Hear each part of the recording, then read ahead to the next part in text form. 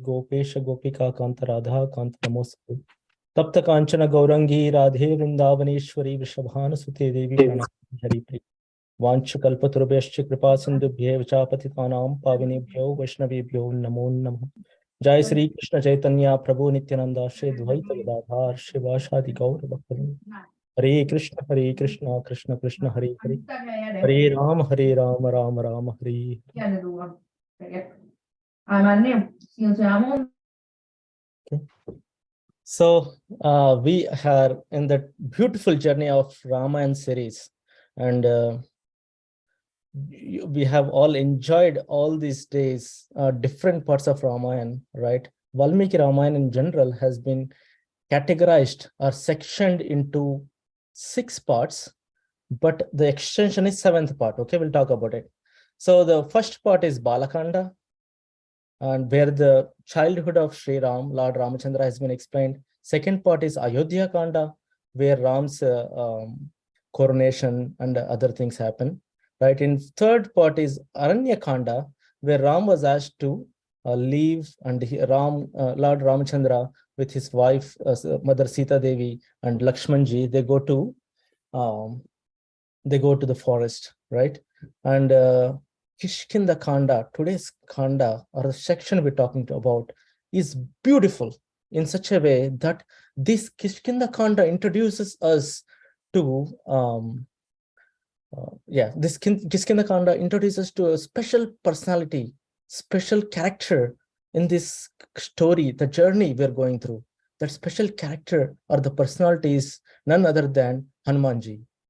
Okay, for the first time in Sri Ramayana, Valmiki ji introduces a character, and this character is Hanumanji. And this Hanumanji, when the introduction of Hanumanji happens, the whole story turns around.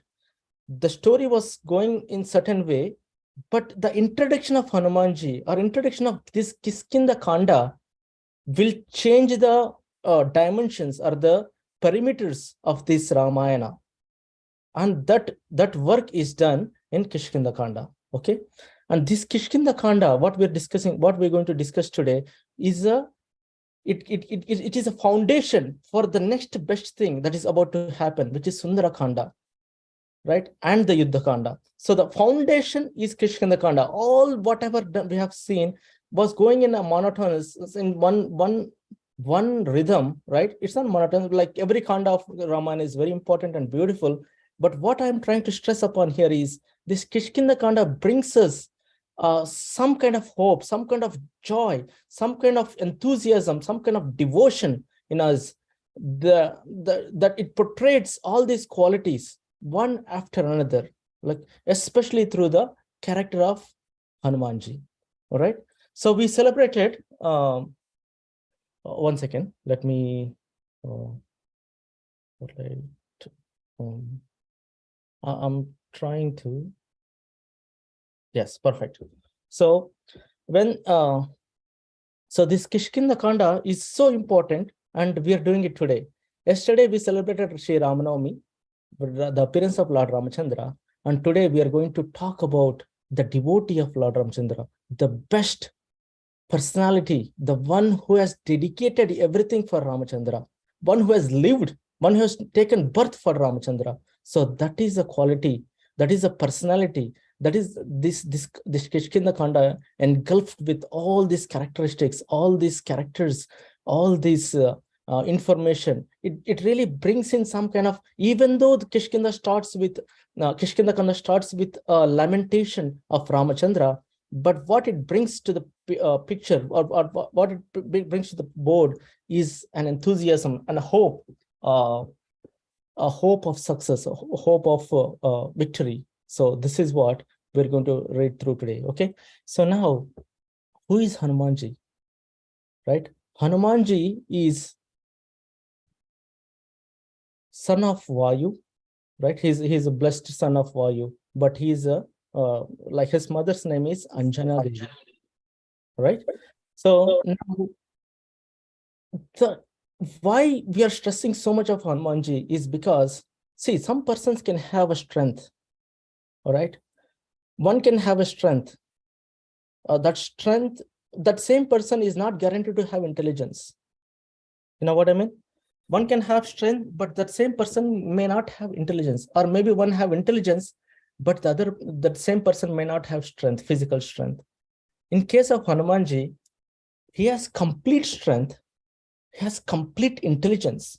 Okay, let's say someone had this both two, intelligence and strength, but at the same time, Hanumanji has enthusiasm to serve.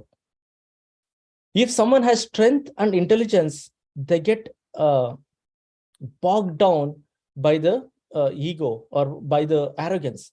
But Hanumanji is humble, the humility personified, right? His only act with the amount of strength, intelligence he has, he could have been in a better position, in a best position. But what he has chosen to become is a servant of Lord Ramachandra. So that is the greatness of Hanumanji here, right? So what makes Hanumanji happy is hearing the names of Lord Ramachandra. So that is the qualities we have to imbibe. Now, I hope I have given an introduction to what we are getting into. So let's without delay, without any kind of delay, let's jump into Kishkindha Kaanda and see how it starts, how the things are working out here. Okay. So far we have seen that Sita was in Aranyakanda. Sita was abducted by a Rakshasa or a demon called as Ravana, right? And when Sita was abducted, now Lord Ramachandra and Lakshmana, they are trying to find her tree after tree throughout the forest. They were running here and there, asking different people, speaking to the trees. Ramachandra was speaking to the trees, asking them, hey, tree, did you see my wife Sita? That was a Ninadas, or that was the scene we left with in Aranyakanda. But now when we enter in Kishkindha Kaanda, the first chapter is the lamentation of Lord Ramachandra. Lord Ramachandra, they reached, Lakshmana and Ramachandra, they reached to the Pampa river, Pampa lake. Actually, it's a lake. So Pampa lake, and by seeing the beauty of Pampa lake, Ramachandra was comparing, and that is the spring season. Ramachandra was comparing each and everything happening around this Pampa lake, beautiful trees, beautiful flowers, the cuckoos of the birds, and everything. He was seeing them, and he got morose. He was lamenting. Valmikiji's Ramayana, the first verse Lord Ramachandra speaks about the lamentation is, he says that Lakshman, Saumitri he calls. Saumitri means the son of Sumitra. He's Saumitri. Oh, Saumitri, look, I'm so lamented. And he gives two reasons for the lamentation. The first reason he gives is, Bharata, my brother, even though he has got his kingdom, he can easily rule the kingdom. The whole Ayodhya is his now, but still he has renounced that Ayodhya and is living as an ascetic outside of Ayodhya. And the pains he's going to, the austerities he's performing for himself without a reason is paining me. That's the first reason. Okay. And the second reason he gives is, Sita Devi, who is my wife, and she is suffering in someone else's, because of someone else's mistake. She's abducted by a Rakshasa, and she's somewhere, we don't know, and she's being, she must be going through so much of pain. So this is the beauty of Lord Ramachandra, the character. When we say Maryada Purushottam, right? He is not just suffering because of Sita Devi, missing Sita Devi. He's suffering also because Bharata is also suffering there, right? The main reason, if you see, he could have complained, or if he could have mentioned that, but because of Bharata, all this happened, Kaikeyi was his mother, and his mother, no, he didn't complain that way. What he's saying that Bharata, he has all the appearances, he has all the right to become the king, but he was still suffering outside, staying because of the austerities he's working, indicted by himself. No one has told him to do that, because he was one reason or some remote reason for the Rama's exile. That's why he has self-indicted this punishment or austerity, and Rama is lamenting for that. So that is the beauty of Lord Ramachandra. That is the beauty of the character, the righteousness Ramchandra carries around. And we see this righteousness each and every part, each and every moment, every time we can see the depth of this character here. Okay, now Lakshmana mentions that Ramachandra, at this point of time, we should not be discouraged. We should have energy and enthusiasm to find Sita Devi. And so let's go ahead. Let's go forward. Forget about this lamentation, and let's get energy, gain energy, and move forward to find Sita Devi. So that way, these two brothers, when they were passing through the Pampa lake, or that forest, Dandaka forest, they entered Kishkindha. Okay, so when they entered the Kishkindha, they were looking like two lions, right? The two lions, when they enter, their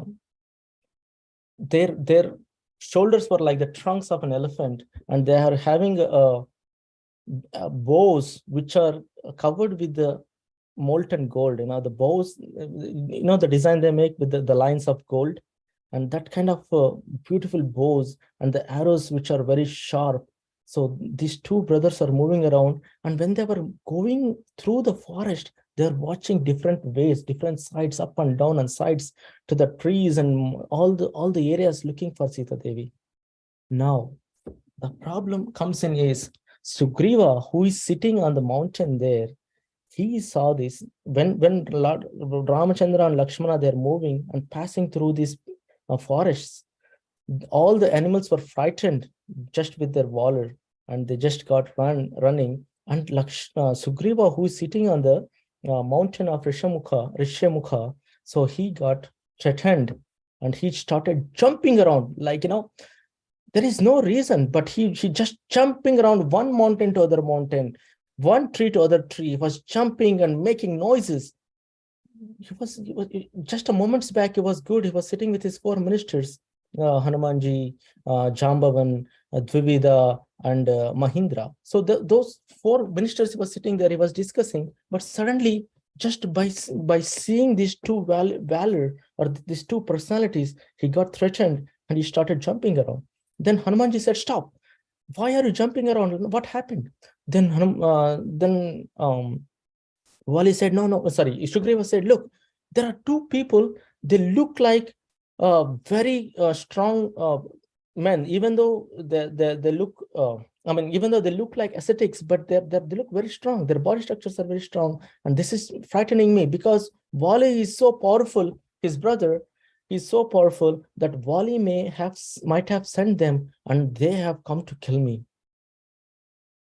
So Hanumanji says that Hanumanji is a very beautiful character. The way Hanumanji speaks, we'll get to know about that in the next little bit, after few minutes, within few minutes.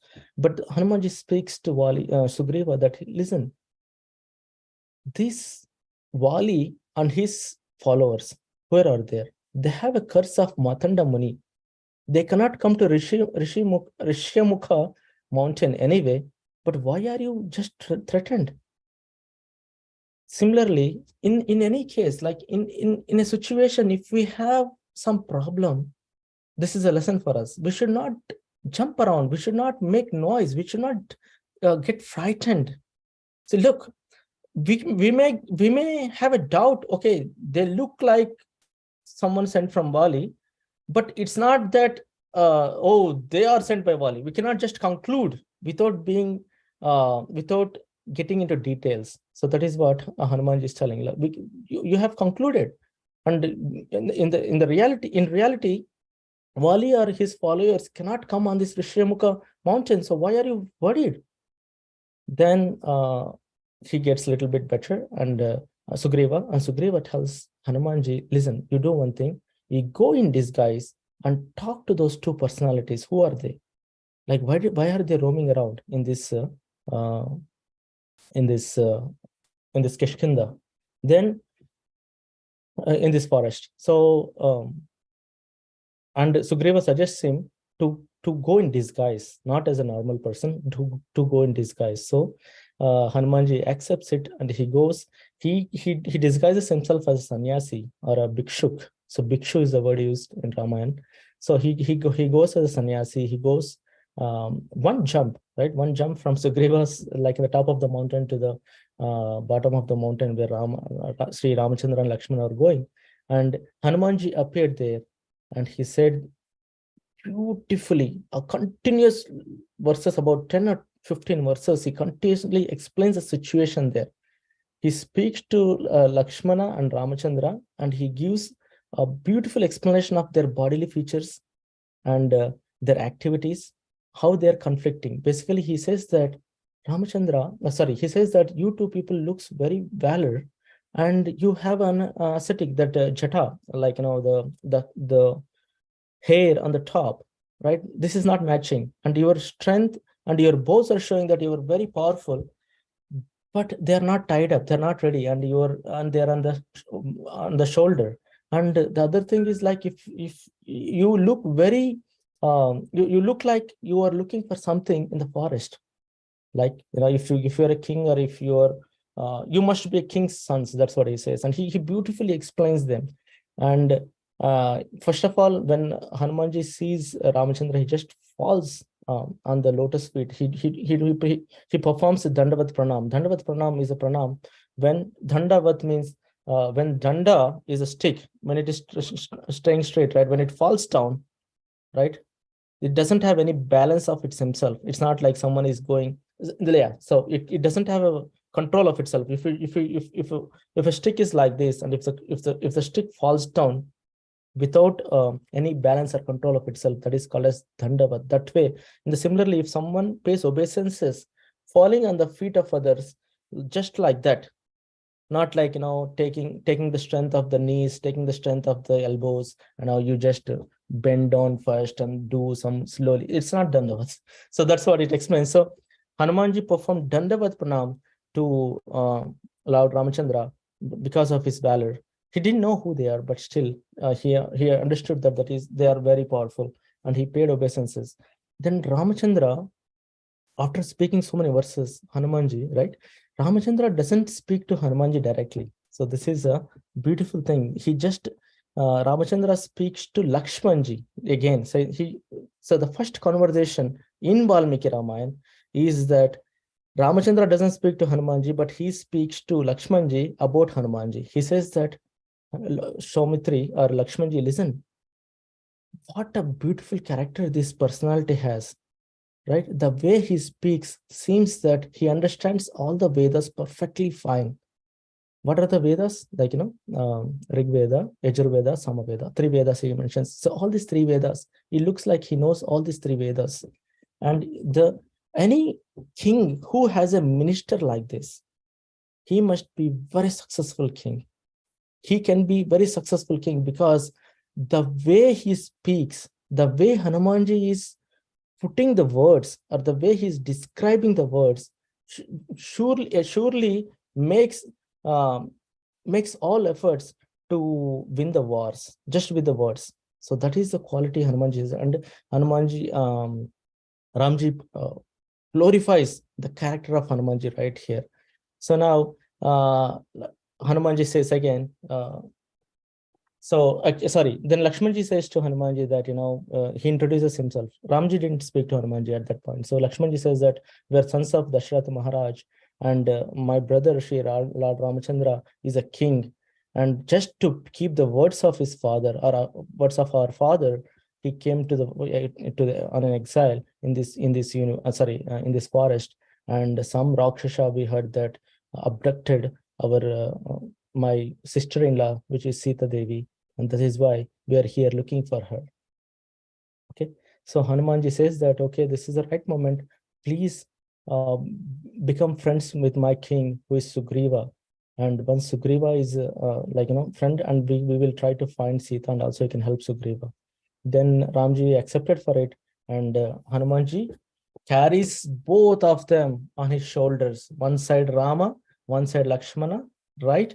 And he goes like this. If you see any Hanumat Vahana, right, in Brahmotsavams, in any temple you go to, in any Vishnu temple, Brahmotsavams, it's a big event.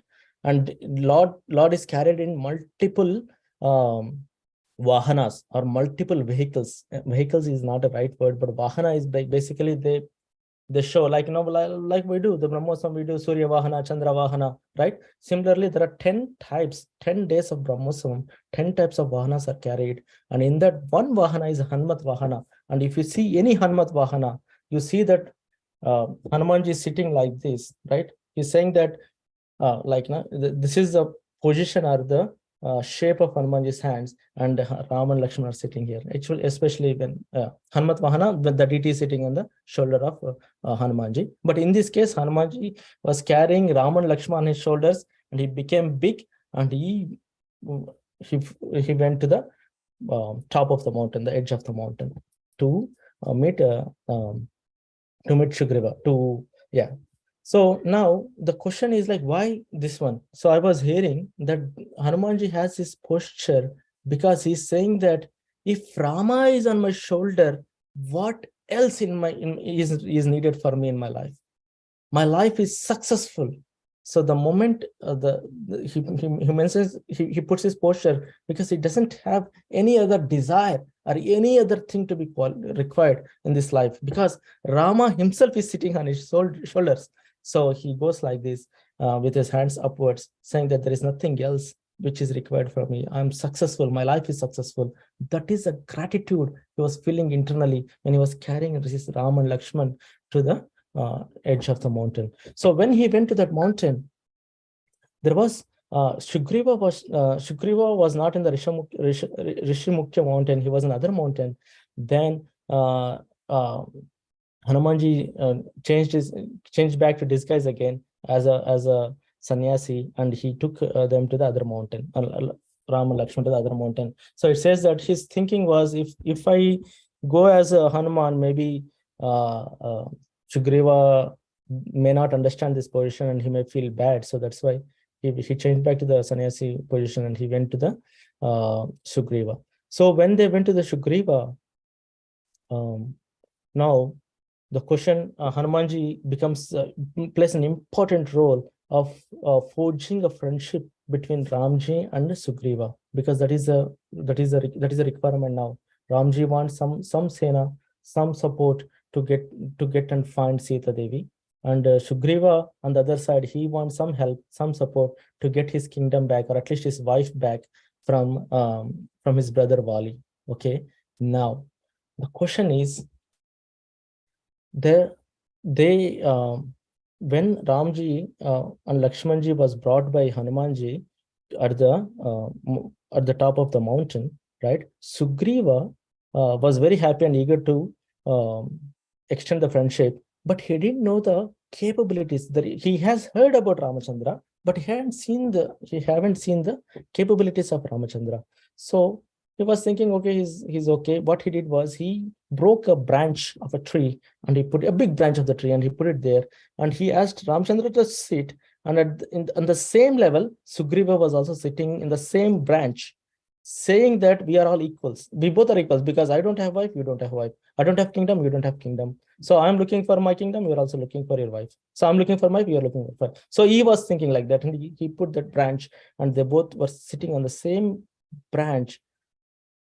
But in reality, Ramachandra's level, Ramachandra is an emperor. Ramachandra is son of Dasharatha Maharaj. So that level and that category is completely different. The Ramachandra's position is completely different, but still Sugriva gave one branch and they were sitting okay.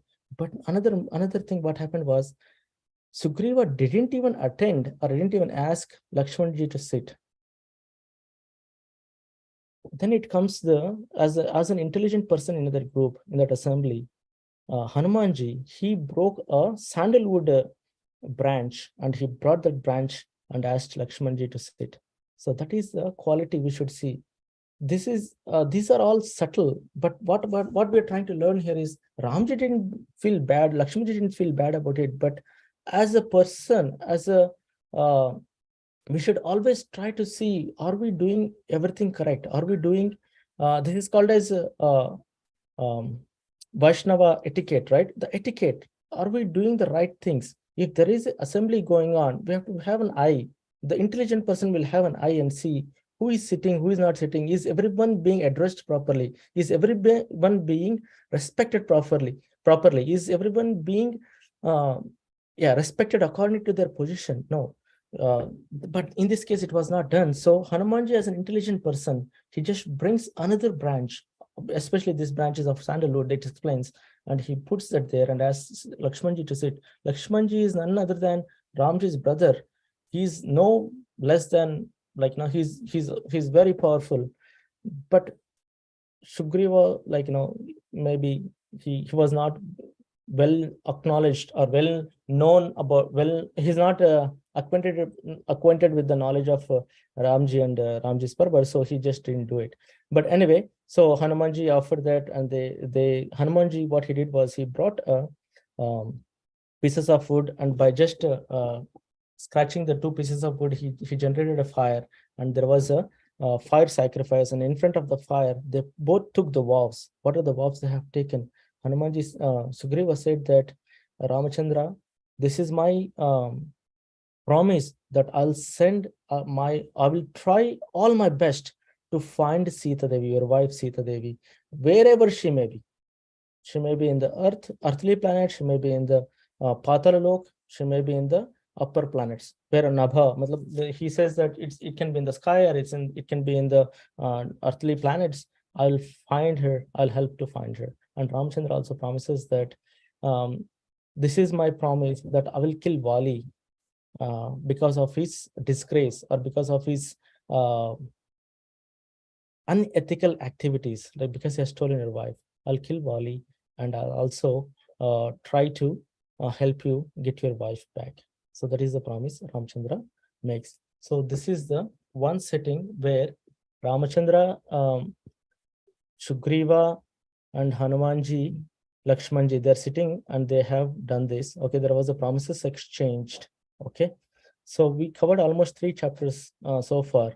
Does anyone has anything to share? Or do you have anything to ask? Please, let's take 1 minute break and discuss about that.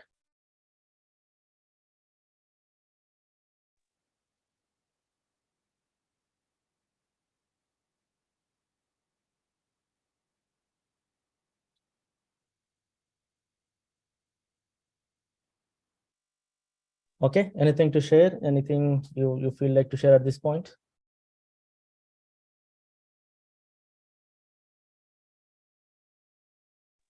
Okay, now that's okay. So let's go to the next chapter. Now Ramji has promised that he's going to protect or get back the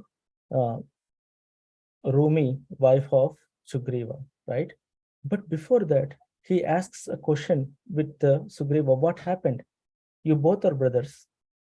Sugriva and Vali are brothers. Then what happened? Why this situation has came upon you? Then Sugriva explains he tells a story of what happened, what exactly happened.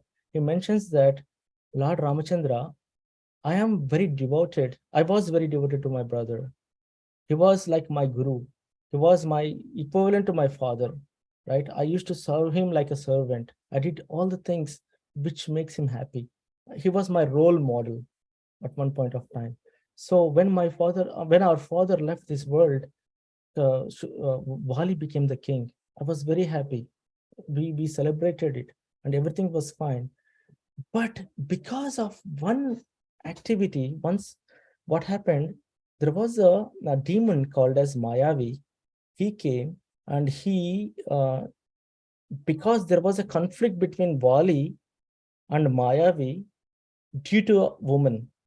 So Valmiki ji, he draws a line he compares every time any character comes in, he compares the character. Okay, so he mentions that that is a character of Vali. He was, because of a woman, this Mayavi had a conflict with Vali. So this Mayavi, at one midnight, he came and started shouting and calling Vali to come out of his house or palace to fight with him. So this Mayavi, when he shouted, Vali came up, and I also followed Vali. So when Vali came running, that Mayavi got frightened. He started running away, or running far away. So this Mayavi went and hid in it says Bilva. Bilva means it's a hole, or it can be a cave, right? Cave in the earth or something like that. So basically he went into a dark cave and he went in there. Then Sugriva told Vali that I'll also come with you, brother. Let's go and kill him or chase him. But Vali said that no, I will go. You just stay here and you just wait for me till I come back. That is what Vali mentioned to Sugriva. So Sugriva was waiting outside because he took a vow. He said that I took a vow on my feet that I don't want you to come inside. So he told, he has a brother, he told to stay him outside, ask him to stay outside. So he waited outside, and it's been 1 year. Wali entered, that Mayavi entered, they didn't come out. 1 year have passed away. He was waited, he was still waiting, but suddenly he got sounds from inside as if Wali sounds, and those sounds were frightening for Sugriva. He thought that Mayavi might have killed Wali, and Wali was making those sounds. And after some time, he see the blood oozing out of that hole, or that bilva, or that cave. So he see that blood coming out, blood with bubbles, it says. That means it's a fresh blood. So now Sugriva says that I heard the voice of my brother. I am seeing the blood of something coming out. Now that means my brother was killed. And what he says, what he does it to keep or to protect himself from the his kingdom from this Mayavi. He puts a big stone. He brings a big stone and covers that hole so that Mayavi should not come out. Then he runs away, and he goes back to the kingdom. After many days, like what happens is, like, these ministers were always asking this Sugriva, what happened? Where is Wali? Where is Wali? He could not say. He didn't see Wali dying, but he saw the blood, he saw the voices. But one day he says that, yeah, maybe Wali is dead. So that then minister said, okay, if Wali is dead, then you should be the king. There is no way the kingdom can run without a king. So Wali became the king. Sugriva became the king. Sugriva was coronated as a king. And within few days of coronation, Wali came to the kingdom. So the problem here is, like, Wali has come and he has seen Sugriva on the throne, and he assumed many things. This is the same mistake we do, my dear devotees, that if a situation comes in, what we do? We conclude, we do, our mind processes so fast into so many things, and we assume things without that has been happened. Nothing is there like that. What Wali is assuming here is that Sugriva wanted to take a kingdom, so the moment I entered the hole, he covered that hole and he came back and he's ruling the kingdom. Okay, you assumed, that's fine. But did you ask Sugriva? No, he didn't even ask Sugriva. He said, when Wali came, Sugriva came and fell down on the feet of Wali and said that, I'm very happy to see you, my brother, and thank you for coming back.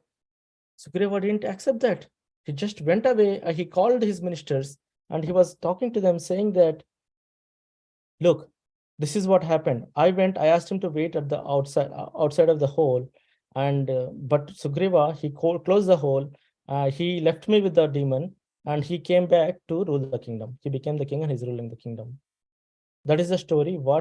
And I had to break that stone, or the rock or mountain, whatever is closing that hole. I had to kick it multiple times for days to break that stone to come out of the hole.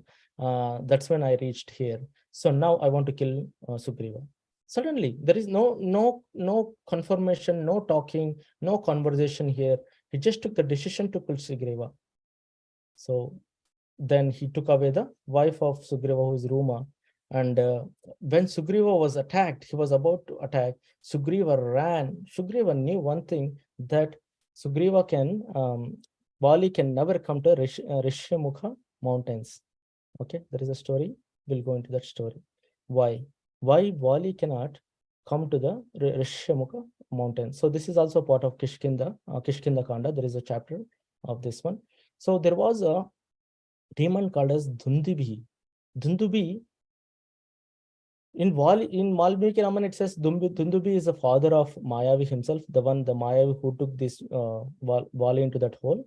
He's a father of Dundubi is a father of Mayavi. Anyway, some people say that he is a brother of Mayavi, but that's a different. But let's consider Dundubi as a father of Mayavi, and this Dundubi as an itch to fight. Some people, when they're very strong, right, they have an itch to fight. Some people have itch to do things.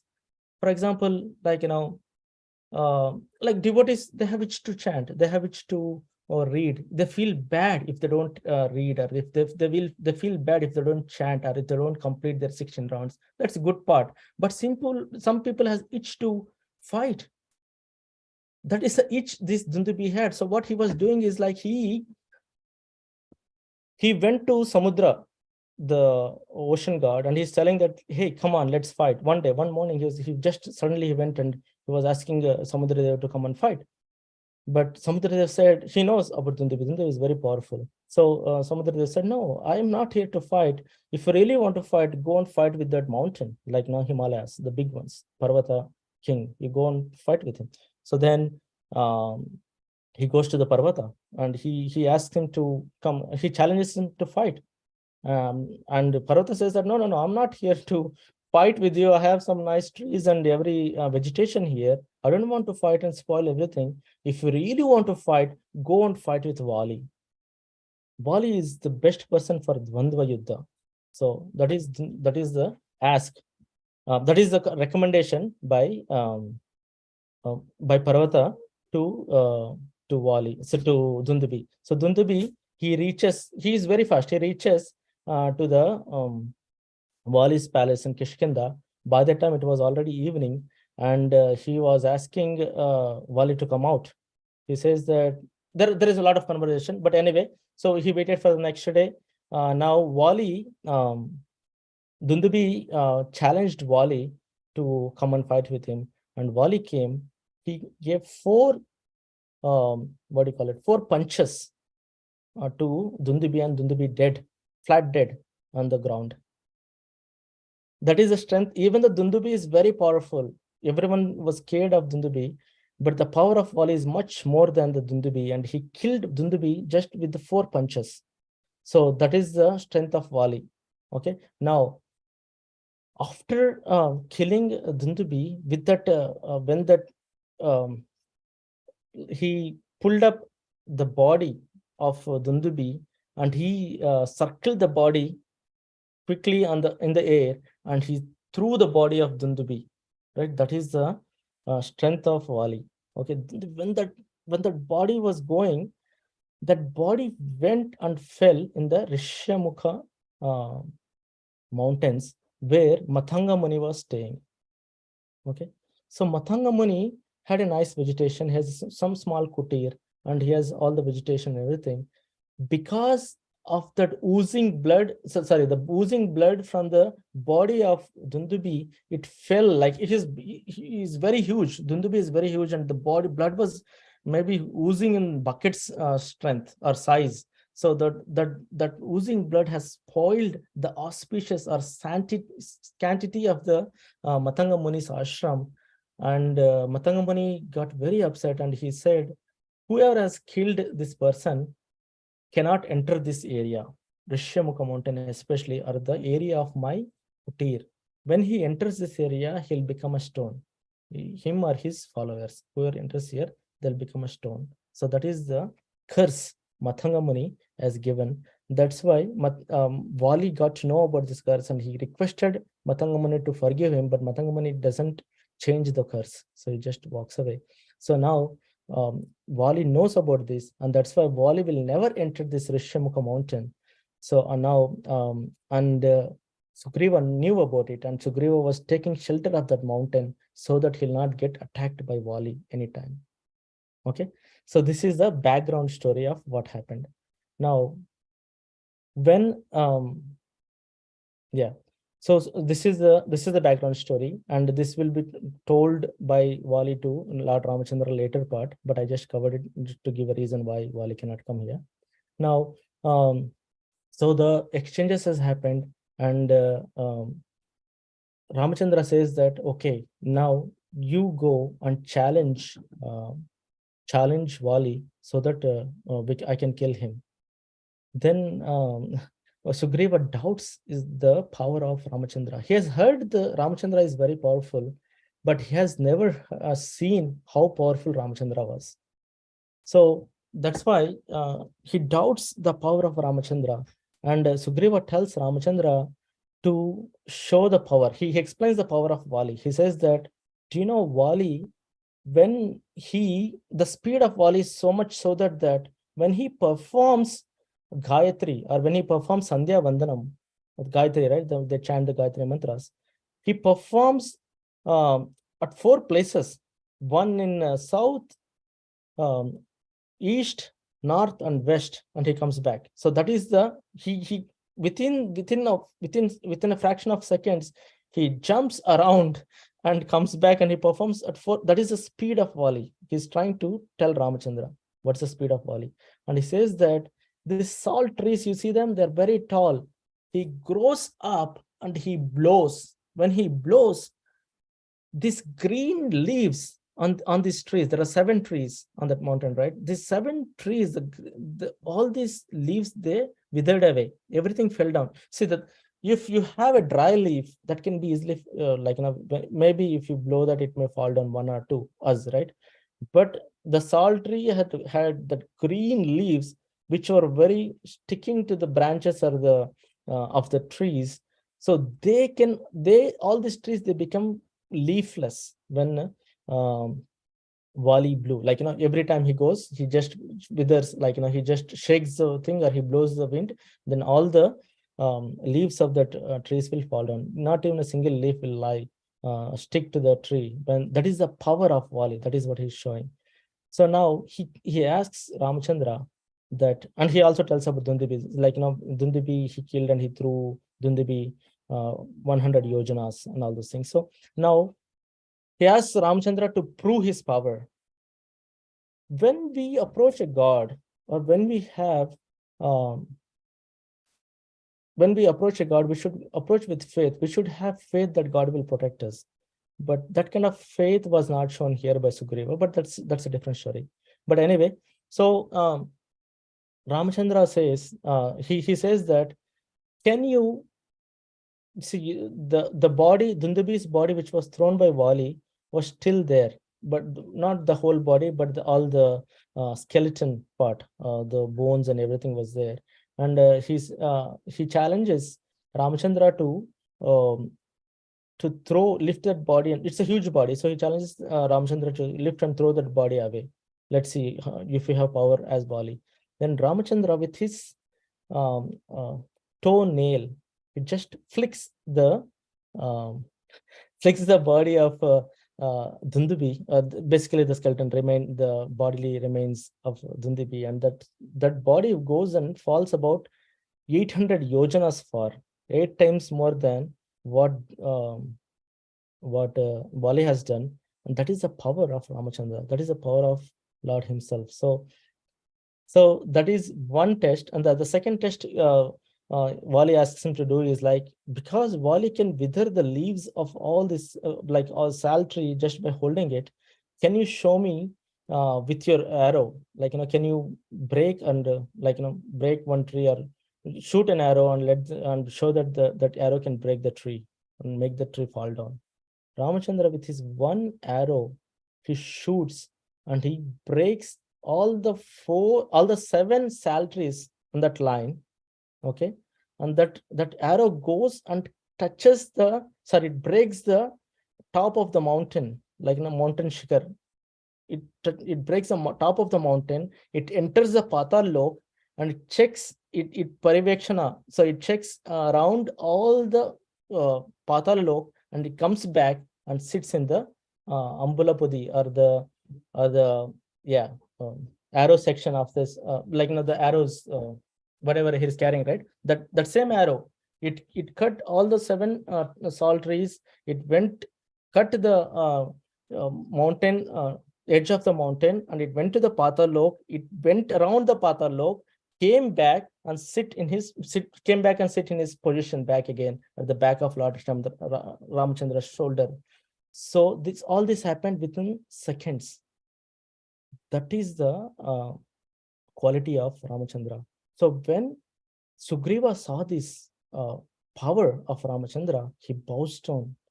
And this time, Valmiki ji explains that the ornaments on the chest of Sugriva, they came forward. Do you understand? When you bow down, let's say you have a chain, long chain. When you bow down like this, the chain is still there. You still have the chain on the chest. But when you really bow down, the chain came forward. So that is the level of that he was convinced that Ramchandra is powerful, and he bowed down in such a way that the chains or the ornaments on his chest, they went forward. So that shows his agreement that Ramachandra was powerful enough to tackle Vali. Now he goes, Sugriva goes to challenge Vali, right?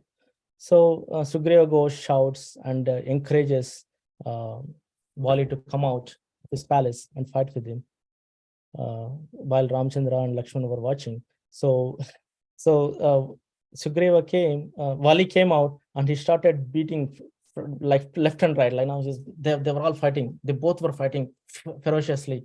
Like Sugriva is hitting him, and Vali is hitting him. And suddenly, Sugriva realized that he cannot sustain those hittings, and he ran away. He came back, and he was sitting on that Rishamukha mountain again. And Ramachandra went and asked him, like, what happened? Ramachandra went there, and Sugriva was telling him, you promised that you made big promises that you're going to protect me, but why were you not shooting the arrows? You said that when I was engaged in the fight with Vali, you will shoot an arrow, but you didn't keep your promise. Ramachandra said that, look, you both are like, you both are like very similar. He compared with some personalities, I forgot the names. So, but anyway, so you both are exactly similar. It's very hard. I don't want to do a Mitra Ghata. Basically, I don't want to, I don't want to kill Sugriva instead of Vali, because you both were looking alike, and you both were one on the other. Sometimes you are on the top, sometimes he's on the top. I didn't realize who is who. Then he recommends that you wear something so that I can recognize you.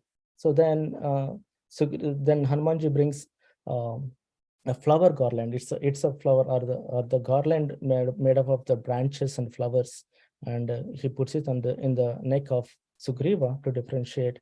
Now here we may think there are so many instances, or so many people mention here that Ramachandra did this beating because Ramachandra didn't intervene, and he wants Sugriva to get beaten up because he didn't respect Lakshmanji in the beginning. I told you, right? When they came to this area, Rishyamukha mountain area, or when Hanumanji brought Ram and Lakshman, Sugriva gave a branch, and he made Ram to sit, but not Lakshman to sit. So many people say that because he didn't respect Lakshmanji, that's why he got the beating. Some people say that, but in reality, the explanation by the gurus, they mentioned that this is Ramachandra doesn't have any kind of, he didn't feel bad, or he was not hurt by the behavior, hurt by the not showing non-adequate, Sugriva's no knowledge of ignorance of etiquette, but he was not hurt. But they mentioned that yes, that is true. He got that beating because of his disrespect to the Lakshmanji, and also his disrespect to the Ramji, questioning his power and asking him to prove himself. Ramji is the Lord. Let's say he's human here also, but he knows he's a son of Dashrath Maharaj, and he could not have tested his power, like now showing him all this mimicry of cutting the sal trees and all those things. So instead of that, you should have just obeyed or be respectful to Ramji and Lakshmanji. Because he didn't do that, he had to. That is a karma, right? It's not Ramji who wanted this to happen. It is the karma which will get to us. We may behave in certain ways sometimes, right, which may hurt devotees. So this is not a very good idea. If we behave in such a way that devotees are hurt, devotee himself may not have grudge on you, or may not feel bad for you, or feel or think about you, that how you treated him, or how you behaved with him. Devotee might not do it, because devotee himself is a, he doesn't care for, he doesn't care for that respect and all those things. But there is something called as karma, which will come and haunt us. Okay, even though here also same thing, right? Ramachandra is not hurt, Lakshmanji is not hurt, because their goal is different, their focus is different, their aim is different. But here, because he was not respectful enough, because Sugriva was ignorant about the etiquette, the karma comes back to him, that he had to take this beating because of that ignorance of etiquette. So, dear devotees, as devotees, we deal with multiple people at different levels, different ranges. So our goal and aim should be, we should have that vision of 360, if there is assembly, who is where? Am I disrespecting them with my behavior, with my talk, or with my actions, anything? Am I doing whatever am I doing? Am I doing it? So we should question ourselves: am I doing it, or are my actions or words hurting someone else? That should be, intelligent person should have that kind of thinking when any action has to be performed. Okay, so this is one lesson we take from here, that Sugriva, because he was disrespectful, he was ignorant of the etiquette, he had to get those beatings from Sugriva, from Vali, from his brother. Now the question is, Ramchandra says, now you go again. So Sugriva says, okay, I will go. And while they're going, they pass through, this is one chapter, they pass through the Saptarishi hermitage and the Saptanga Rishi hermitage. There were 7 rishis, and the beauty of the rishis, that hermitage was given. And Ramchandra says that there are so many trees, there are so many fruits, such a beautiful place, but why I don't see any birds? Why I don't see any animals here? Then Sugriva explains that there were 7 rishis who performed austerities in this area, and their austerities were so hard and so powerful that anyone without strength, if they enter these areas, they'll die basically, because they can't withstand that power created by these 7 rishis. They got elevated already to the heavenly planets, but still anyone who enters that area, they cannot withstand. So that's one part, and they go forward and they go to Kishkindha, where Vali's palace was there. And again, Sugriva was jumping around and he was calling Vali to come back. Vali just beaten up Sugriva, right? And he just entered into his palace bag, and he was serving wine, whatever, that alcohol, and he didn't even rest properly. The moment he entered there, Sugriva came and he's challenging again. Then the character of Tara is a wife of Vali, and the character of Tara was explained beautifully. Actually, this section is in 4 chapters, but in first chapter, it's all the character of Tara, Mother Tara. Tara is a daughter of Taru, and Taru is son of Brihaspati. Brihaspati is a guru of demigods. Please remember this.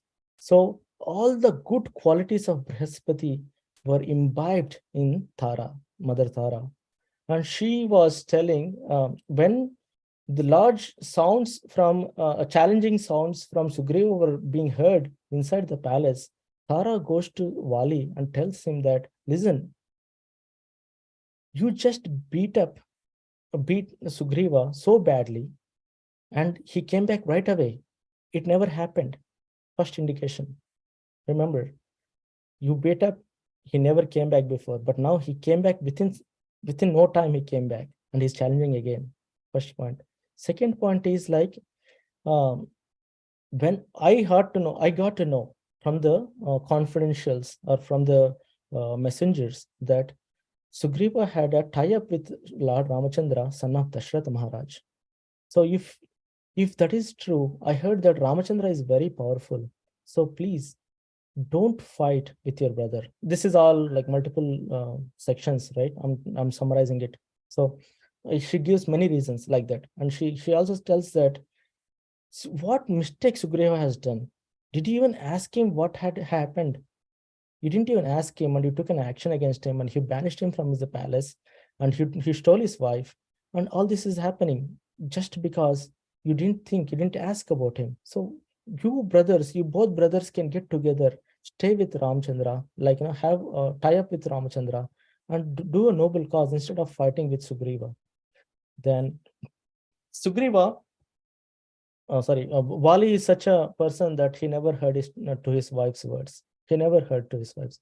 There are multiple characters you see, um, like, many acharyas, they compare the characters of uh, Ravana and Mandodari, Sugriva and Ravana, Mandodari, Vali and uh, Tara, and Ramachandra and Sita Devi. So the comparison here is Ravana, he never listens to Mandodari, never at all listens to Mandodari, right? Mandodari keeps telling the same situation happened. If you remember the stories, right, in the Yuddha Kanda, Ramachandra killed Indra. Yeah, so he killed a lot of people there. But then Mandodari suggests Ravana, please give up your fight. Why are you just fighting? Ramachandra is very powerful, but he doesn't listen. He never listens until he goes for a fight. Here, in this case of Tara and Vali, Tara is very powerful, very intelligent woman because she's granddaughter of Brihaspati himself. Now, Vali doesn't say back, but he doesn't listen also. In case of Ravana, he doesn't even listen. He doesn't even acknowledge. He blames her and goes away. But in case of Vali, he listens, but he doesn't follow. He didn't follow what she said. Very beautiful words she says, beautiful verses. Please remember, 4 chapters are dedicated for the section of Tara's instructions itself. Means it carries a lot of weightage of the words she's speaking here. So he didn't listen. And when it comes to the Ramachandra and Sita Devi, they both get together, they talk to each other, they have discussion between them. If they want to do some decision, they want to take a decision, they discuss, they talk. Okay, Sita Devi can tell something, and Ramchandra can say. It's not like Ramchandra always accepts whatever Sita Devi says, but Ramchandra, if he doesn't accept, or if he doesn't want to accept, he explains the reason. Listen, I think this is the way it should be, or maybe I am thinking maybe this is the cause. So let's postpone it, or let's talk about it, or let's talk more about it. So that is the Grihastha Dharma. When you're in a Grihastha Dharma, you should have a cordial relationship with the wife.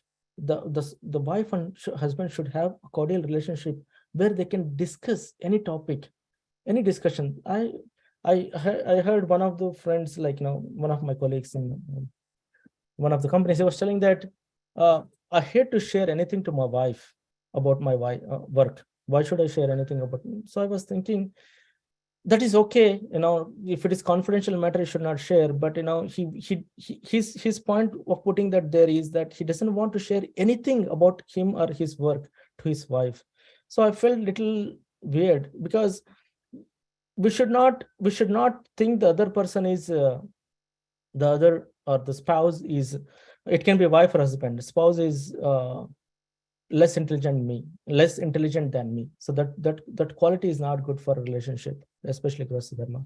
So acharyas, they compare and contrast these characters, like Vali and Tara, and Sita Ram and Sita Devi, and Mandodari and Ravana. So it's so, as I said, Valmiki ji always draws a line. He compares each and every segments. So that is how he compares here. He puts this point there. Okay, now, so after listening everything to Tara, he doesn't say, and he comes out. He comes out to fight with Sugriva. The moment he comes out, they starts fighting, and Ramji shoots an arrow. Okay, there is another misconception that people say that Ramji shoots an arrow from the back. But Valmiki Ramayana clearly explains that when Ramji shoots the arrow Vakshasthala, the arrow like penetrates through the chest of Vali. So if the Ramji is shooting the arrow from behind, how can it penetrate through the chest of the Vali? So that is not there, right? That's not possible. So in reality, the Ramji was in the front, and he, please remember, Wali is very, very fast. We saw that he performs his Sandhya Vandanam at 4 places within minutes with one chalang. Chalang means one jump. He goes from one direction to other direction of the country to perform his Sandhya Vandanam, his Gayatri. And think about if he sees that Ramji is shooting, how fast he should have reacted. And Valmiki ji is giving a comparison here that the arrow of Ramji is so fast that it beat the speed of Vali. That is what Sugriva was testing, right? He was testing, Vali can do this fast, so how can you do it? So this is what it proves, that Ramji's arrow is much faster. It was so fast, within a fraction, like very sub-second, that arrow just penetrated through the chest of Vali, and Vali falls down there. Now Vali asks one full chapter, he has questions to Ramachandra. Why did you do this? Why did you do this? Why did you do this? If you wanted really your wife, I would have fought. I would have gotten, just by telling my name, I could have, Ravana would have frightened and gave your Sita back. So why did you do the friendship with your brother, with my brother? You could have asked me, I would have done it for you. Then Ramachandra says, one verse, like all the, it's a whole chapter. Then Ramachandra says that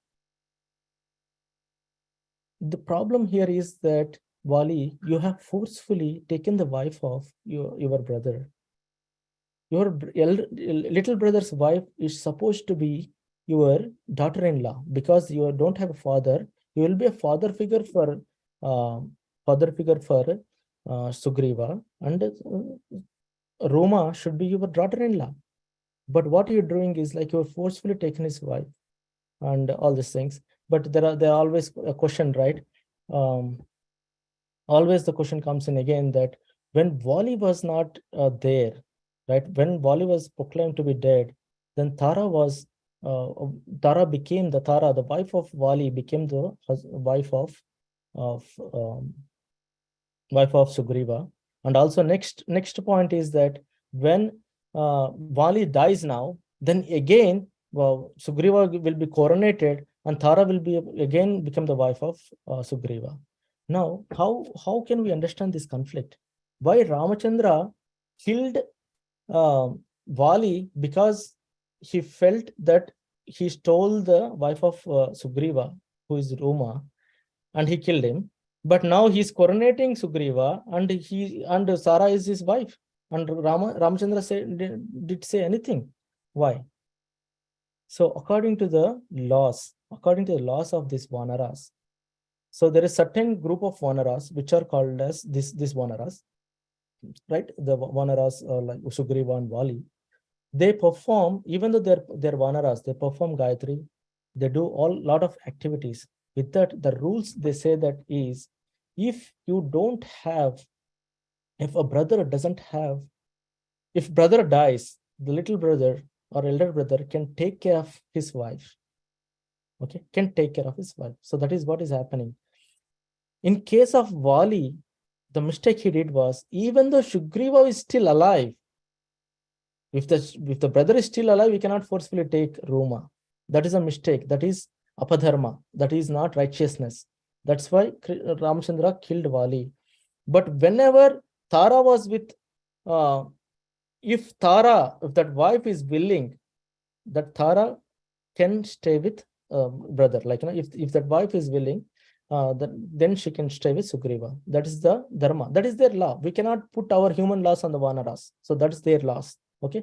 So that is the point Ramachandra explains, and he coronates the Sugriva here. Okay. So now, after the coronation, what we talked about, when Ramachandra came to this Pampa lake, it was spring, beautiful environment everywhere. Now the rainy season came. Ramachandra waited the whole rainy season, 4 months, for Sugriva. After the coronation, he forgot his promise. Where is he? Right? So Ramachandra said, Lakshmana, you do one thing. You go and find out what is the intention of Sugriva. He completely forgot the promise.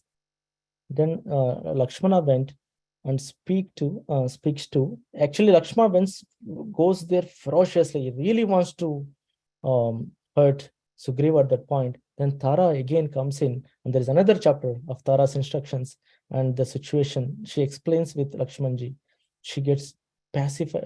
She pacifies Lakshmanji with her words, and Lakshmanji and Sugriva also gets he gets alert, and Sugriva comes out, and he brings in all his assembly, and he arranges for a big meeting on how we should find Sita Devi.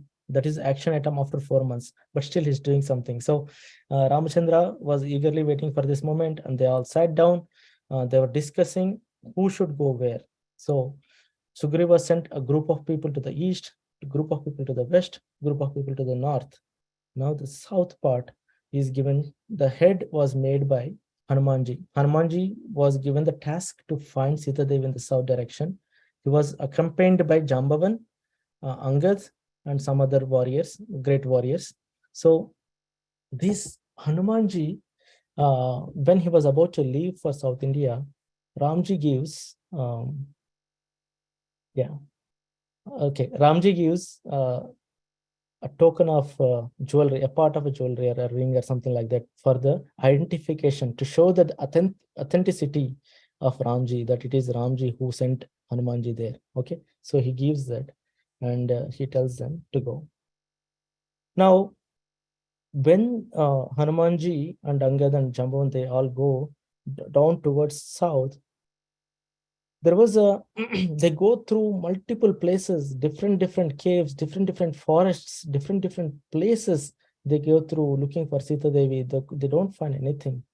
Okay, so what happened was, yeah, we'll talk about it later. I skipped one section, that's why I'm trying to put in here. We'll do it at the end.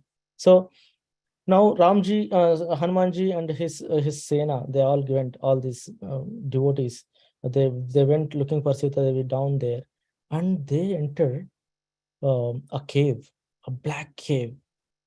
This black cave was made by Mayavi. Okay, it's the same Mayavi. So he created this black cave. This black cave, when I entered, inside it's all effulgent, everything, opulence is opulence, like they had fruits, they were tired and everything, but by seeing the fruits and food and the water, beautiful rivers, everything is flowing inside that cave. They saw it, they ate everything what they want, and they were happy there. And there is a lady, a saintly lady, who comes up there, shows up there. Her name is Swayam Prabha. When Swayam Prabha Devi, she appeared there, she asks this Hanuman and everyone, like, how can I serve? And they said, no, we already got served, all these fruits, flowers, beautiful place. We were very tired, and these fruits gave us energy back again. Now we want to go back in our mission. And Swayam Prabha says that, no, that's not possible. Whoever enters this cave, they cannot go out. It's only one way. You enter here, enjoy, stay your life. It's full of enjoyment. All enjoyments you can find here in this cave, but you cannot go. So now Hanumanji, see, if someone else was there, they might have got attracted, because everything is there to live there. Everything, every opulence is there in that cave. But Hanumanji was very much determined to find. It is his service attitude. He was very much determined to find Sita Devi for Ramji. He's in service, right? So he said, and he narrated the complete story, their purpose, their vision, and their goal, what they have to do. Then Swayam Prabha said that, okay, normally it's not possible, but because you are doing a higher purpose, you are going for a higher transcendental purpose, I can do some magic. And what she did is she asked them to close their eyes. So they all closed their eyes, and she magically took them out and put them in the shore of the ocean. So that is the shore of the ocean where they find Sampati. Okay, Sampati is the brother of Jatayu, and Sampati gets to know about Jatayu, what happened to Jatayu from Hanumanji and other devotees, and he feels very bad. He was morose, but at the same time, Sampati also shares knowledge. He says that, listen, the other day when I was watching watching when I was here, I saw a Ravana carrying Sita Devi across this ocean. Maybe Ravana was carrying his kingdom, Sri Lanka, or the Lanka Sthan. So, and Sita Devi was really crying for help. She was asking to help, and everyone, I mean, I heard the cries of Sita Devi, and Ravana took her forcefully, and he crossed the ocean and took her to the Lanka. So that is the information they get from, that is the information they get from Sampati. Okay. So now the question comes in, who can go across the ocean? Right? Who can go across the ocean? Then no one knows who can go. Who can go? No one knows. So everyone was looking at each other. Then Jambavan takes a role of remembering the strengths of Hanumanji. So there is a background again here. There was a time when it was Hanuman's birth, basically explains here. So Hanuman was born and everything was there. It explains about how Hanumanji got a curse from Durvasa Muni, that Durvasa Muni cursed him, that he cursed Hanumanji that he forgets all his strengths and capabilities till its real purpose is required. Okay, so now Hanumanji like he gets remembered. His energies, everything is he regains energy with that remembrance. The curse was he was delivered from that curse of Durvasa Muni, and now he gets ready to jump across the ocean. So this ends Kishkindha Kaanda. So this is all about, this beautiful Kaanda is all about the events, especially the glories of Hanumanji, the activities of Hanumanji, everything is described here. Remember, this Kishkindha Kanda introduces Hanumanji directly. It doesn't give you like what is the birth, where the Hanumanji comes from, what was his thing, why he came. All these details are provided in Uttarakanda. A lot of details of Hanumanji, his birth and all of the details are given in Uttarakanda. And we can hear about that when our devotees speak on the Uttarakanda part. But in this section, Kishkindha Kanda, there was no mention of Hanumanji before this Kishkindha Kanda. The moment Kishkindha Kanda starts, Hanumanji's name comes up and his activities comes up. So that is one thing. And the part which I forgot to share was after the promises were made between Sugriva and Ramji, Sugriva says that, listen, Ramji, I promise that I can find your Sita, but we have witnessed that Ravan was carrying Sita Devi, and while Sita Devi was going through, she dropped some jewelry here. Okay, so the jewelry we collected and we have it in there. The jewelry was covered in a cloth, tied up in a cloth, and so Sugriva shows that cloth to Ramji. So Ramji sees that, and he before he opens it, he finds that cloth is a part of the dupatta of Sita Devi, or that Uttariya of Sita Devi. Sita Devi wearing Uttariya, right? That Uttariya she teared apart, and she put all the children, dropped them there. So now Ramji's eyes were filled with the tears, because he was imagining the events that have happened with Sita Devi. She had to tear apart the Uttariya to throw the jewelry, and what kind of events that might have happened. And Ramji's eyes were covered with the tears of that pain. Right now, he could not see any further. He opened the tie of that cloth, and there are some jewelry he was not able to see because the water is flowing out of his eyes. And he asks Lakshmanji to, oh, please, Lakshman, check this jewelry and tell if they belong to Hanuman, Sita Devi or not. So Lakshmanji says that,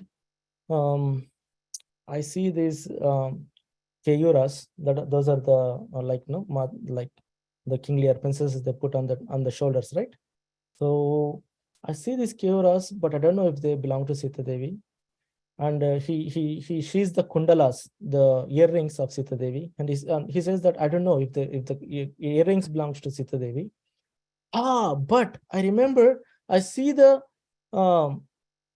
anklets. These anklets, I surely say 100% this belongs to Sita Devi.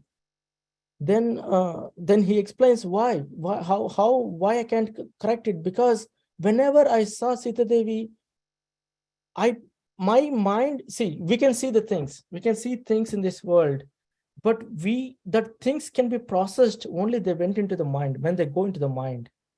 In similar ways, Lakshmanji might have seen Sita Devi, but he was not registering any of the features of Sita Devi, any of the things she was wearing, how she looks, he didn't pay attention to that. He never registered, means he never thought about the thoughts of Sita Devi, did never come to his mind.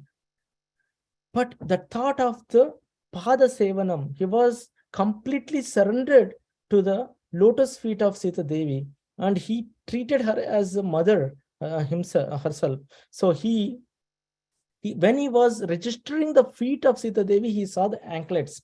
That's how he recognized the anklets, but not the Keyuras or the kundalas of Sita Devi.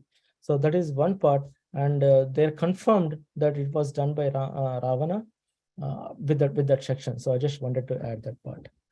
So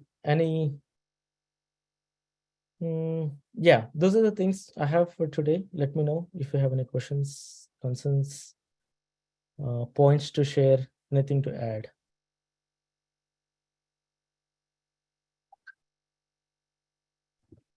Hare Krishna Prabhuji, thank you so much for this wonderful points you shared. So you mentioned that Sugriva was testing for, Sugriva got beaten, right? So you gave some few points. So that reminds me of ignorance of law is no excuse. So that is the one point I would like to share, Prabhuji. Thank you so much. Very nice, Mataji. Ignorance of law is not excused, and also we should know like whom we are speaking with and how we should speak. We should not unnecessarily doubt the qualifications or caliber, especially of the personalities like Sri Lord Ramachandra.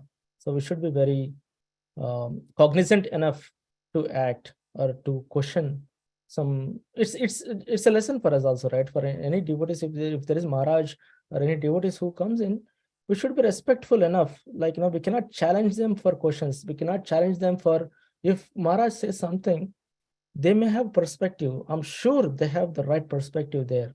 That is the conviction we should have. We should not keep on doubting their caliber or doubting their doubting their points. So that is not helpful for us to grow. And that kind of karma that will come back to us. See, that Maharaj may not feel, I'm just telling Maharaj, but it can be any devotee or any higher level devotee or any, like God himself, we don't have faith in the God. Prahlad Maharaj has complete faith in the Lord, right? My Lord will protect me no matter what. That is the conviction Prahlad Maharaj had. Similarly, we should have that conviction. If we don't have that conviction, don't go. Or if we go, doubting will just haunt us back. Basically, Lord may not feel offended, devotees may not feel offended, but the karma or that loss of nature will come back to us. Thank you for that point, Mataji. Thank you, Prabhuji.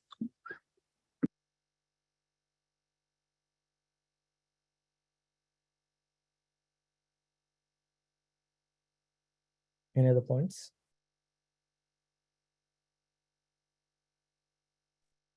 Hare Krishna, Prabhu. Hare Bol, Hare Krishna.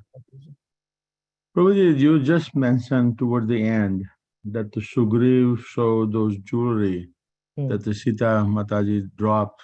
when Ravan was taken to the Lanka. But in the beginning, when they met first time to the Ram and Lakshman and Hanuman, at that time Sugriv did not show any jewelry. No, that's what I told you, Prabhuji. I missed that part. That's the time when he showed it. Basically, after taking oaths, they exchanged the oaths, right? So Right. Okay. Hanumanji lit the fire, and Ramji said that it's my promise that I'll fall down. With my arrow, I'll kill Vali and get your wife Rama back to you. That is a promise Ramji made. And Sugriva made a promise that wherever Sita is, she can be in the Patal Lok, she can be in the Swargalok, anywhere she is, this is my promise to find her and get it back to you. That is the promise Sugriva made. Right after that promise, right, then Sugriva says that ask Hanumanji to bring that jewelry which they found. Okay, he found a jewelry, and that's right up in that conversation. But I forgot to tell that conversation, so I covered. No problem. Yes. Thank you, Prabhuji. Haribo. No problem. Hare Krishna, Prabhuji. Hare Krishna, Prabhuji. Thank you for the very nice, enlightening class. It was very mesmerizing. You covered everything very beautifully in detail. I don't know if I'm correct, but I heard someplace that Bali had a blessing or a vow, like that whoever is going to fight with him, half of the enemy strength comes to him. Something like that. Is that true or false? Yeah. Some people say that is said, and I also see some comments here about the same thing. Yeah, that is there. Valmiki Raman doesn't say that, first of all, because I followed Valmiki Raman for this class. It doesn't say or mention about that anywhere. But in case, let's say, if that is true also, I was thinking that Ramji was fighting behind Sugriva, right? He was even though they're fighting, let's say, and he was the behind, but he didn't shoot from the back. He was behind Sugriva, but he shot the arrow from the front itself. And by the time Vali's eyes fell, that's why I told you, right? It explains in Valmiki Ramayana that the speed of Vali is very, very fast, but the speed of arrow of Ramachandra is much faster than the speed of Vali. So before the eyes fell on Ramachandra himself, that arrow pierced him off. So that is my explanation for this, Prabhuji. Yes, that's true. There are points they say that half of the energy will be taken away and all those things. Maybe I'm thinking that's because the speed of Vali is so fast that before they think that energy will be like him, he attacked them or something like that. So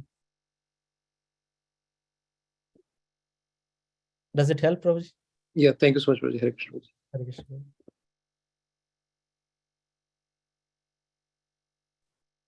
Hare Krishna, Prabhuji. Dandot Pranam, all glories to Srila Prabhupada. Wonderful, Prabhuji. Very nicely explained everything, all points. Just wanted to share and ask also one question. Is that Taramati is the same from that Panchakanya we say, Taramati, Mandodari, Ahilya, Draupadi and Sita. So out of that Taramati is Vali's wife? I don't know exactly, Mataji. Maybe possible because she was a very intelligent lady, so possible. But I don't know exactly. Okay, so very pious. Yeah, go. Wanted to explain something, Prabhuji? Yeah, possibility may be possible, but I don't know for sure, Mataji. I didn't. Yeah, so just in one katha I heard about that when Vali was departing, because Lord Ram killed him, and Lord Ram told him, why did you miss? Because he said, why did you kill me? And because he shot the arrow behind that, from behind the tree, right? Lord Ram, that in that incident. So he asked, why did you kill me? So Lord Rama explained that your wife was telling you you should not do all these things, like he kidnapped his brother's wife and all that. That's the reason I just killed you. So he said, why didn't you listen to your wife? He said, you know all these things, still you kill me like this. It's not good thing. Then he said, no, in this Kali Yuga also, and in that Treta Yuga, whatever Sati Yuga, You should not kidnap somebody's wife, that and your brother's wife. Brother's wife means it's like mother. If he's big brother, it's like mother, and if he's a younger brother, it's like a daughter or sister. You should not kidnap and keep with you. So we learn the lesson from Ramayana each past time. There are all the lessons for us, for everyone, like how to live the life, like how Lord Ram, how Lakshman, everyone, even that you incident you mentioned, he was just mentioning about the anklets because Lakshman never saw Mother Sita by her face.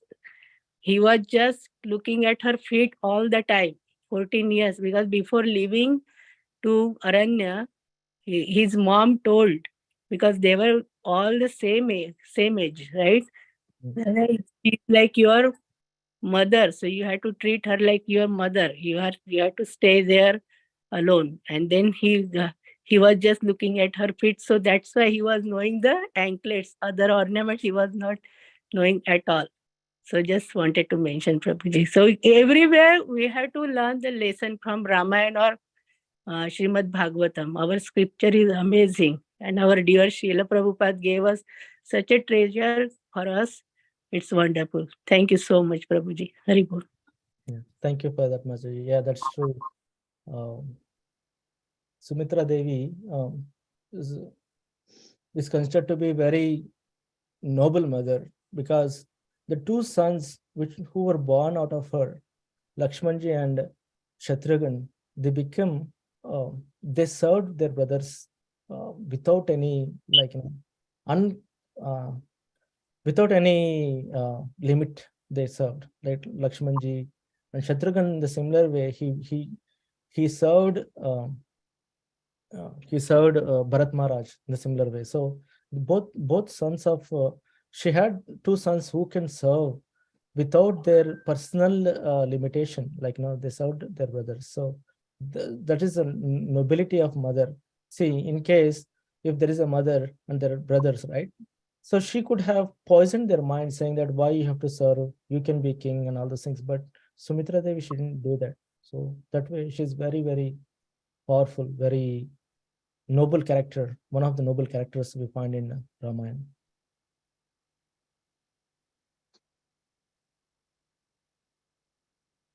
Amritananda Prabhu. Hare Krishna Prabhu, please accept my humble obeisance. All courage to Srila Prabhupada. Thank you for a wonderful class, Prabhu, as always. I'd like to share Chandramouli Maharaj's instruction and Jayadvaita Maharaj's instruction on, especially for all Prabhus, this thing of Shri Lakshmana never looking above Sita Mata's feet. And as you and Mataji mentioned, he saw her as Mataji. So in one class, Jayadvaita Maharaj was asked that the entire philosophy is you're not the body, you're the soul. And male, female, all these things are all bodily designation. So why do you keep Matajis on one side and Prabhus on one side and so many restrictions? So Jayadvaita Maharaj said that, even tigers and cobras and lions are spirit souls. Would you go and embrace them? So the principle is that man's resolve is very weak. It is like butter. And women are Shakti, energy, like fire.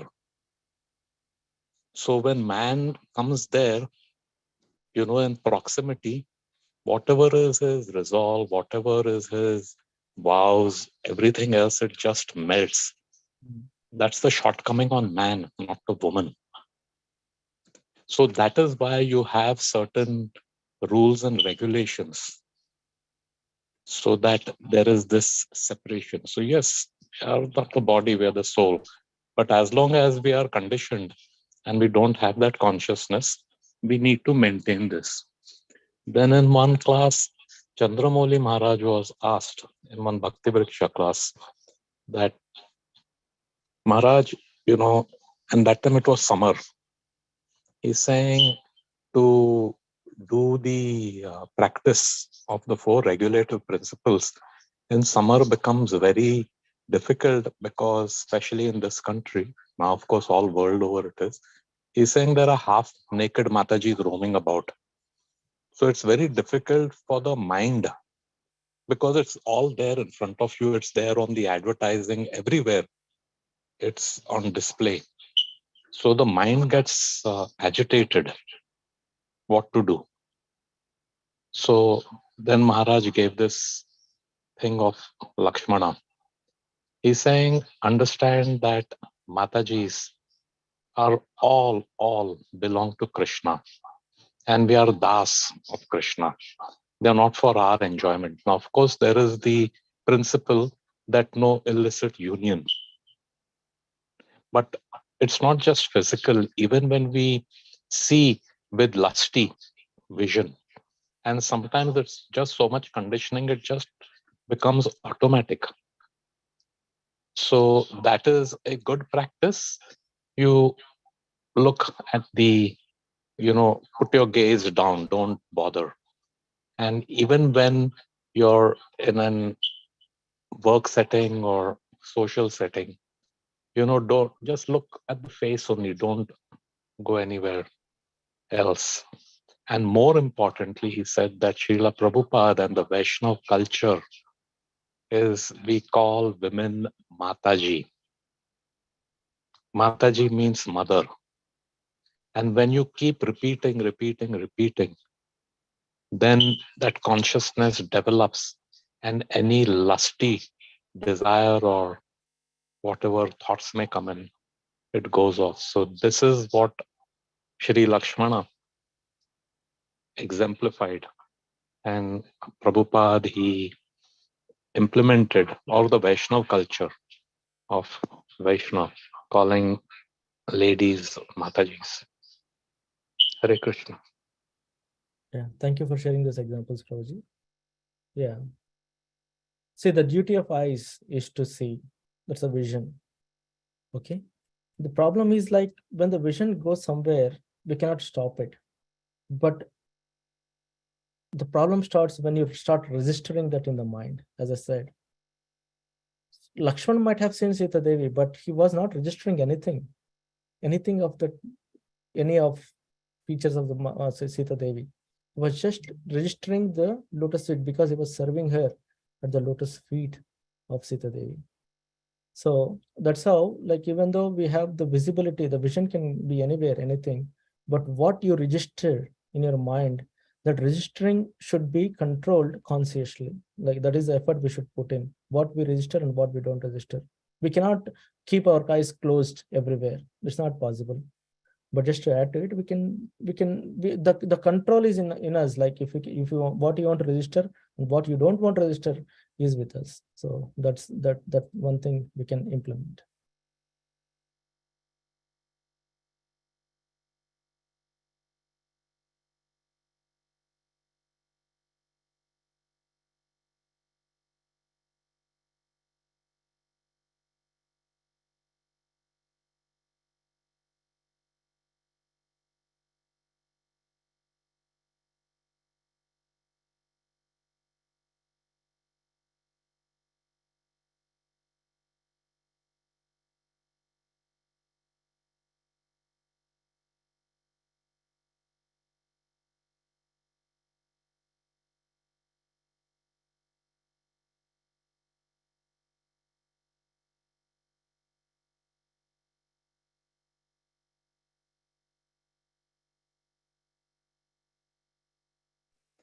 Well, if no one has a question, can I ask a question, please? Yes, Prabhuji, please. It's your time. So, in the code of Kshatriya, it may appear surface level that Lord Ramchandra did not follow it, because it was a one-on-one battle with Sugriv. But then Lord Rama goes and kills him. Kind of like a deceit. He did not openly challenge, and Vali wasn't even expecting. So how do we understand this, Prabhu? The code of Kshatriya is not to fight from behind or not to fight one-on-one. At the same time, the code of Kshatriya is also to uplift the dharma or to maintain the religiosity, right? The religiosity which was ruined by Vali by capturing forcefully a woman who is a wife of other person is much takes a higher seat than religiosity of fight or religiosity of war or anything like that. Protection of citizens, protection of the honor of other women takes a higher seat. So that's why I think Ramchandra took this path, even though you say he hit from the behind, or maybe behind of the tree, or maybe behind of Sugriva, whatever we say it, but he has done it to take the higher dharma. Can be at different levels, right? Different stages, different gradations are there for dharma. So the dharma of protecting woman, dharma of protecting a wife of someone takes higher seat than dharma of following the war rules and those fighting regulations. So I think Ramchandra has performed higher dharma because he's a Maryada Purushottam. He follows that. I'm sure he has taken that step because he wanted to protect that. But at the same time, if you remember, he's so good. Lord is so beautiful. He's very considerate with the activities of the devotees or with the activities of the souls, these living entities. He has not done even a single mistake there by killing Vali, but still he has given the opportunity to Vali in the next birth to shoot Krishna himself. Right? Vali comes as that hunter. Jara. Yeah, Jara, and he gave that opportunity. So that is the it's incomprehensible of how Lord performs his activities. He's very, very sensitive with the living entities. He can do anything he wants to do, but still he maybe at one point he said that I should not have done it, or maybe whatever, but still he gave that opportunity to Vali to shoot him again. So that is the greatness of Lord. That is the greatness of the Supreme Personality of Godhead we pray to. So we should learn all these things. Does it help, Prabhuji? Very nice. Thank you, Prabhu. Thanks. Prabhuji, related to this, another thing is coming in my mind is Amal Gopika. Like in Bali's case, Lord Rama, he took charge of like killing him because he was not doing the right thing by kidnapping his, keeping his brother's wife. So Lord came to protect her. So in the case of Draupadi, why Lord took so long? Like everything, war happened. Lord could have done in one go, like, okay, this is not right. Like why he waited for all the yuddha to happen and everybody like went through all that. So I know it's Lord Leela, we all read it, but it's like, I'm just trying to connect it. Like why it took him so long to kill Duryodhan and everybody, all the Kauravas. Harikishore Mataji. So my understanding is like Lord could have done everything by himself, right? If you see what's the need of creating all this big Mahabharata episode, starting from so many things, he could have done everything himself, but he wants to enjoy this rasa, right? Different activities, interactions with the devotees, interactions with the different living entities. That's one thing. And the other thing is like, if he had killed, he wanted to, if he had killed just this 100 Kauravas, he could have done it, like Balram or maybe Lord himself would have killed it. But that's not the purpose of the Lord. The purpose of the Lord was Paritrana Yasadhunam. He wanted to bring that religiosity, not just this. There was not only 100 Kauravas who were sitting there. There were like thousands, like 10 Akshohini Sena, who was a part of Kauravas. They're all except one Akshohini, which is Krishna's army, like Vaishnava army. everything, most of them are like, supporting the religiosity there. So he wanted to clean everything off, not just killing Kauravas, 100 people there. So if he had intervened there, he might have killed Duryodhan and Dushasan. Then what is the fault of other 98 Kauravas, right?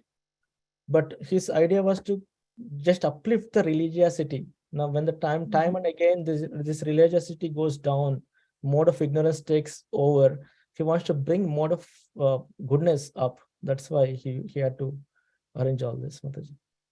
Yeah, very nice, Prabhuji. Thank you.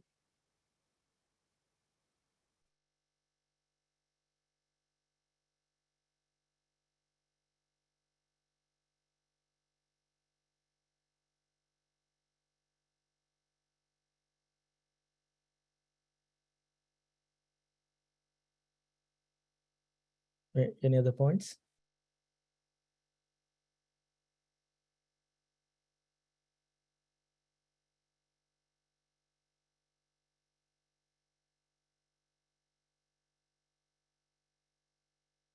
So Ramayana gives different points, different lessons, right? Every time Valmiki speaks or introduces a character, he compares, he draws the lines.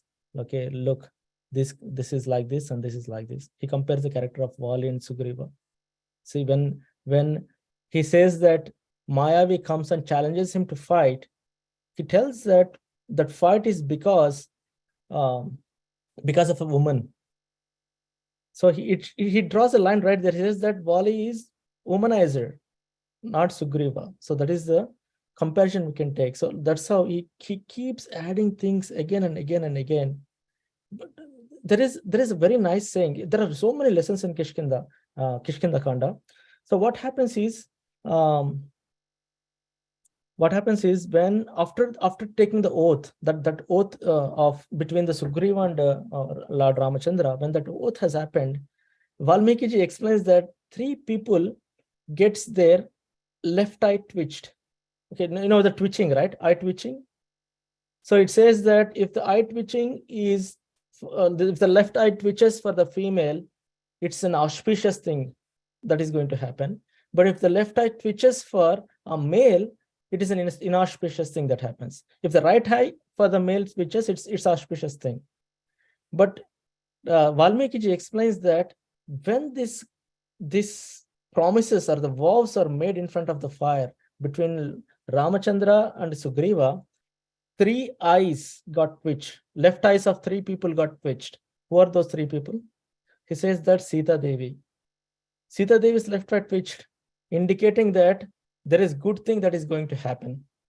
Because left eye of Sita Devi is a female. Female's left eye twitching is very good. It's auspicious thing. And he says that Vali's left eye twitched. Vali is a male. His left eye twitching is very inauspicious, meaning he's going to die.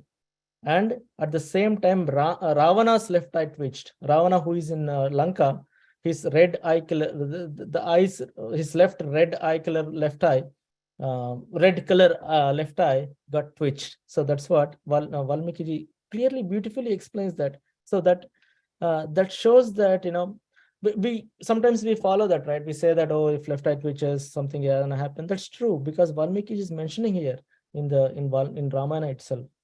So that's so beautiful. It's so nice. If you read verse by verse, you get to know a lot of details like this, a lot of inner details we can learn from this. We can learn from reading Kishkindha Kaanda. And thank you, Madhupati Prabhu. So he mentions that Taramati is a wife of King Harishchandra. She is not Tara, a wife of Vali. So thank you, Prabhuji, for correcting that.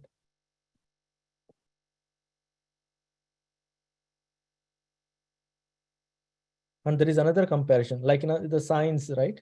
So when Ramchandra was passing through the Pampa river, he says that, look, now I am seeing this spring coming up, all this beautiful place, all the birds are cooing and cawing, and there is such a beautiful flowers coming up, fruits, the breeze is so good and everything. And he also mentions one point that, look at the crow there. It is sitting there next to me on the tree, and it is cawing. Okay. And Ramchandra says this to Lakshmana again, with a comparison that when I went to catch that mriga or that deer, right, that golden deer, then the crow was cawing, but it was cawing while flying on my head. So meaning that when the crow sits next to you and caws, or next to you in the sense like very close to you and caws while sitting, it's auspicious, it brings auspiciousness. Right? I remember when I was very small, my mom used to say that, hey, look, the crow is cawing, we may get some relatives to home.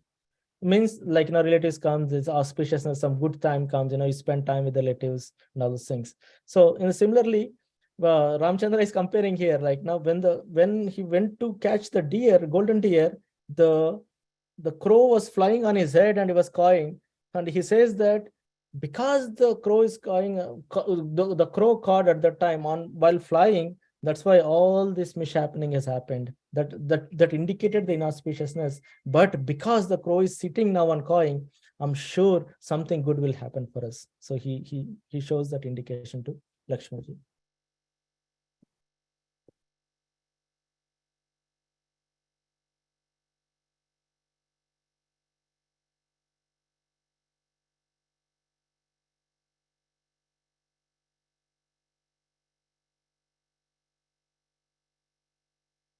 All right, so that's it. Shimeshwar Prabhu, over to you. Hare Krishna.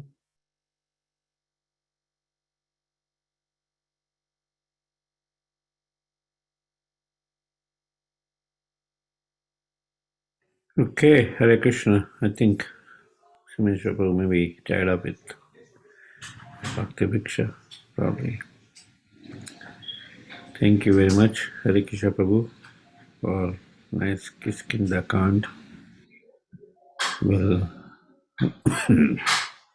continue this pastime of Lord Ramchandra. Now going to Sundarkand, right? Sundarkand on Monday. Thank you very much to everybody. Mancha Kalpatarubhayascha Singhabhayavacha Danam Pavane Bhayo Vaishnave Vaishnavindaki Jai. Grantraj Srimad Ramayan ki Jai. Jai. Gaur Premanande Hari Bo. Shri Ramchandra Bhagwan ki Ki Jai. Jai. Thank you, Hari. Ki Jai. Thank you, Rohit. Thank Thank you, you very much. everybody. Hari Bo. Thank you, everyone. Hare Krishna.